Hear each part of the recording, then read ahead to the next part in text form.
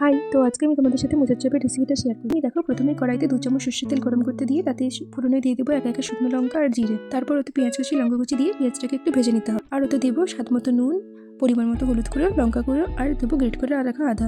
দিয়েও কিছুক্ষণ নাড়াচাড়া করে নেবো। এরপর ওতে দিয়ে দিতে হবে মোচা, যেটাকে আমি আগে থেকে নুন হলুদ দিয়ে সেদ্ধ করে রেখেছিলাম। গ্রেট করা আলুটা দিয়ে ভালোভাবে কিছুক্ষণ নাড়াচাড়া করে নেবো।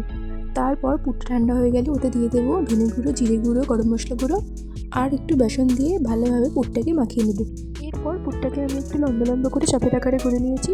তো তারপরে প্রথমেই একবার কর্নফ্লাওয়ার গোলা জলে ডুবিয়ে তারপরে বিস্কুটের গুঁড়োই কোট করে নিয়ে আবার কর্নফ্লাওয়ার গোলা জলে ডুবিয়ে বিস্কুটের গুঁড়োই ভালোভাবে কোট করে নেব। তো এরকম করে সবগুলোকে কোট করে নিয়ে 15 মিনিট মতো রেস্টে রেখে দেবো। তারপরে কড়াইতে তেল গরম করতে দিয়ে তেলটা গরম হয়ে আসলে একে একে চপগুলো দিয়ে দেবো।